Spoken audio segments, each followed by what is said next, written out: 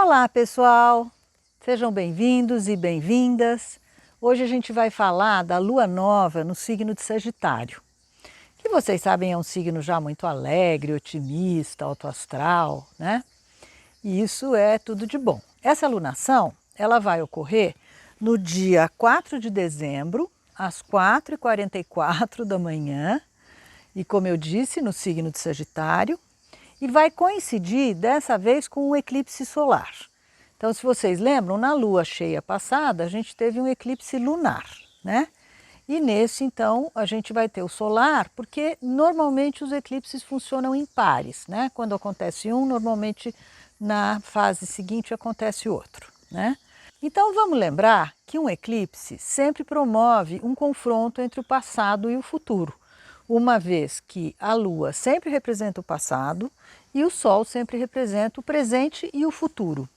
Então, sempre que a gente tem um eclipse do Sol, que representa o presente e o futuro, é o passado que vai prevalecer, é o passado que vai retornar, é o passado que precisa ser revisitado, né?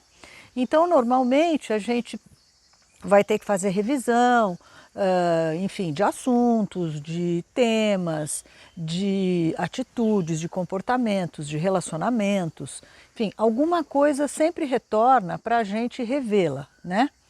E neste eclipse, então, é isso que tende a acontecer. E normalmente a gente acaba concluindo num eclipse como esse que a gente precisa fazer mudanças, né? A gente precisa mudar de hábitos, a gente precisa mudar de relacionamentos, de atitudes, né? Precisa inverter às vezes a ordem das coisas que está fazendo, né? Então normalmente a gente acorda num eclipse solar e fala, opa, está na hora de eu mudar todas as coisas. E neste, como é no signo de Sagitário e no segundo decanato, ele pega os nativos do segundo decanato de Sagitário e também do signo oposto, que é Gêmeos, e também dos dois que fazem tensão com eles, que são Virgem e Peixes. Então, os nativos do segundo decanato desses 4 signos, Sagitário, Gêmeos, Virgem e Peixes, tenderão a ter suas vidas pessoais mais questionadas, com necessidade de revisitação, de revisão, né? E etc. Mas, de qualquer modo, é uma lua nova, o que sempre nos convoca a plantar sementes, iniciar projetos, inaugurar novos processos, fazer lançamentos de ideias, enfim, de coisas e tal. E é sempre muito importante a gente ter esse espírito de aproveitar a lua nova para dar início a novos empreendimentos, digamos assim. O signo de Sagitário é um signo muito bacana para isso, porque ele é um signo de fogo, né? O fogo é sempre o elemento identificado com o espírito, com o pique, com a energia, com o entusiasmo, né? E no caso do Sagitário, né, o Sagitário é um signo que nos estimula a processos mentais, a processos intelectuais, a ampliar a nossa visão de mundo, a ampliar fronteiras, territórios, considerar sempre novas possibilidades, né? E também a gente ampliar a nossa visão de que a vida não é só essa coisinha que a gente leva todo dia, cotidianamente e tudo. E que existem outras perspectivas, né? Outras maneiras de pensar, outras maneiras de viver, outras culturas, outras religiões, né? Então é nisso que a gente devia se concentrar nesse momento dessa lua nova, uma vez que então o Sagitário está dizendo, vamos diversificar, vamos tentar olhar para o lado, vamos tentar fazer de outra maneira, vamos tentar colocar novos elementos, vamos tentar desenvolver novos interesses, né? E considerar outras maneiras de fazer as mesmas coisas, né? E isso só pode enriquecer os nossos processos, a nossa vida e tudo mais. Então, o Sagitário sempre é esse momento em que a gente incrementa as coisas, em que a gente enriquece, em que a gente se expande e sente justamente a vida, portanto, mais abundante, né? Mais generosa, mais otimista, mais abundante. Então, só isso já é uma grande coisa em toda a alunação de Sagitário. Além disso, os luminares eles estão coladinhos no Mercúrio. Primeiro estão na casa número 1 do mapa, né? porque justamente o ascendente, né, do mapa, ele representa 6 horas da manhã, né, aqui do lado esquerdo.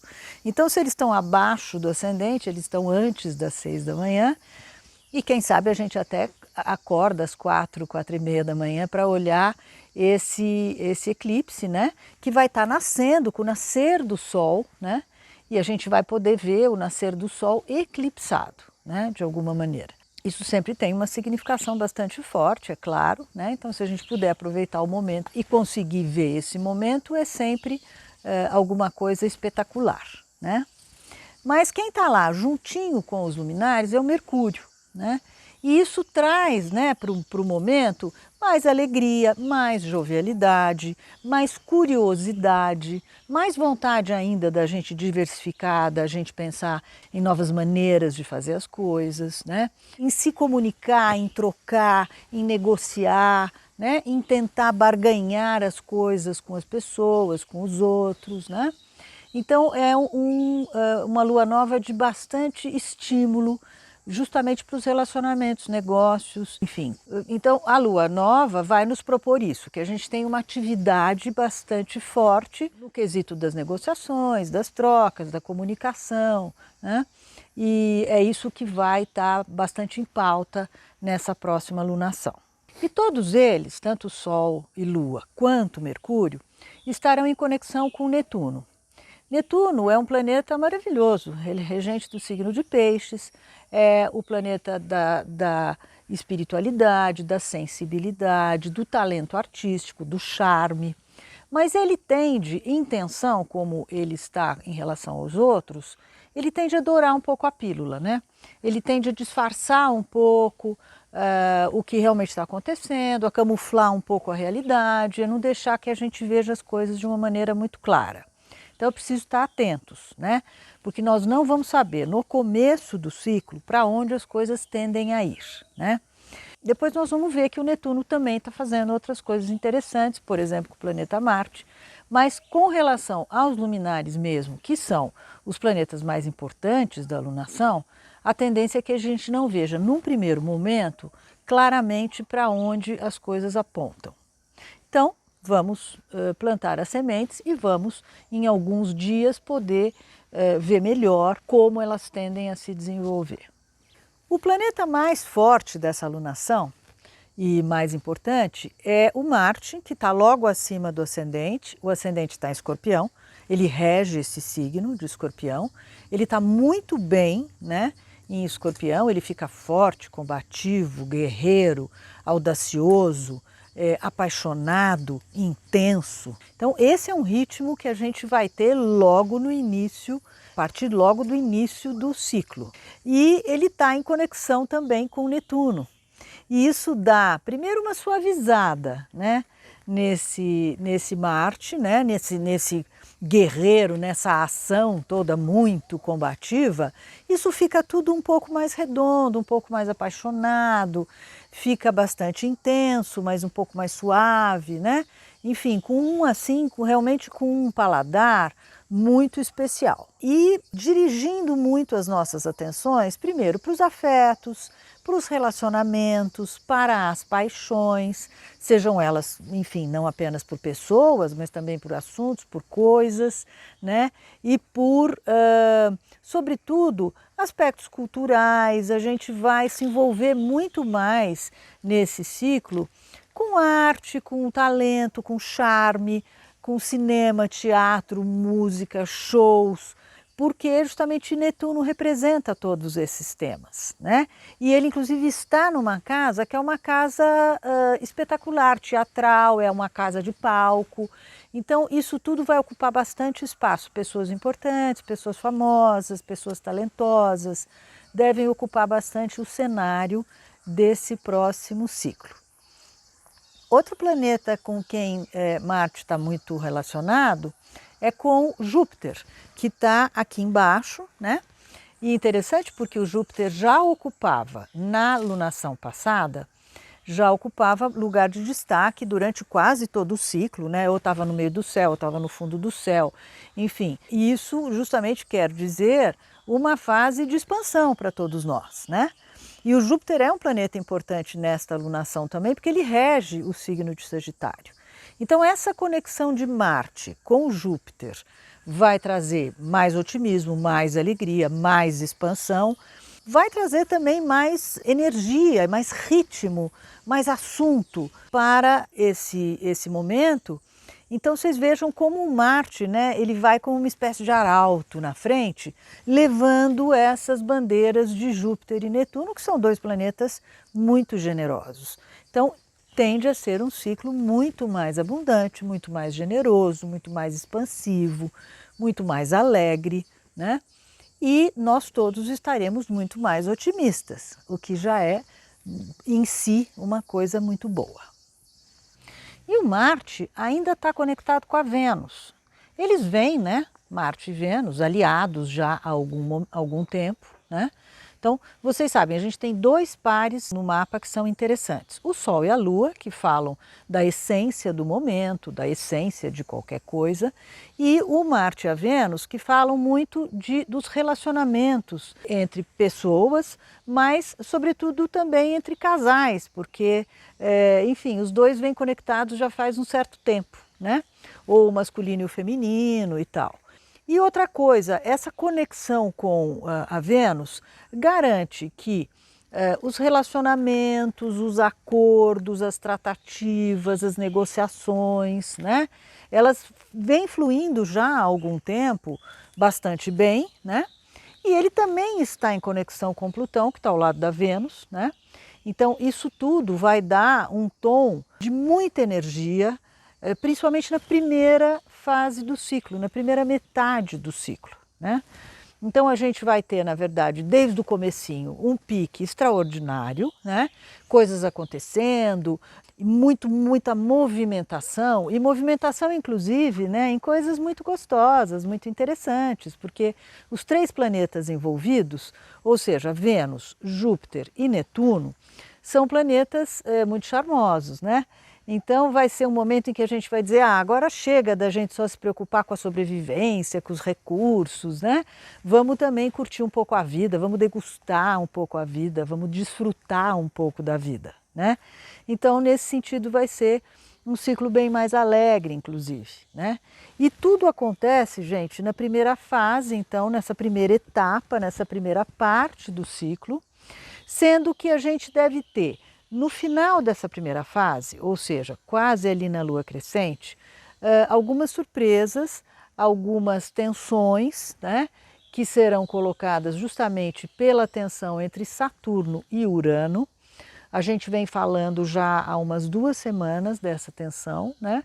Essa tensão foi o grande aspecto do ano de 2021, né, que já esteve no pico 2 vezes, logo no começo do ano, ali pelo mês de fevereiro, depois na metade do ano, ali por maio, junho, e agora em dezembro é quando a gente vai ver realmente as rupturas, os rompimentos, as quedas de braço realmente ocorrerem, para a gente até entender quais são as definições que a realidade, o processo social, o processo político, o processo inclusive de empreendimento, né, de novos temas, de novas tecnologias, tudo isso, né, a gente vai conseguir ver o desfecho, e o desfecho vai ser essa tensão entre o velho e o novo, essa tensão entre dois lados, duas facções, dois partidos, e vamos ver essas definições acontecerem bastante. Nesse ciclo isso vai ser muito importante, vai ocupar um espaço muito grande. A primeira etapa vai ser quase ali na virada da crescente, portanto mais ou menos em 1 semana, talvez um pouquinho antes até, e a segunda vai ser um pouco antes da lua cheia, que é no momento em que aquele Urano ali está acontecendo, por volta de 12 dias, 13 dias depois do início do ciclo, né? Então esse é o aspecto mais tenso, e depois, a partir da lua cheia, as coisas vão ficar muito mais calmas e tranquilas. É importante inclusive que a gente perceba muito bem também o que estamos fazendo com os nossos recursos, sobretudo os recursos de nível mais geral, mais coletivo, porque a Vênus vai retrogradar a partir ali da metade do ciclo, mais ou menos, tá? por volta ali do dia 20, mais ou menos, ela vai parar e vai retrogradar, vai andar para trás.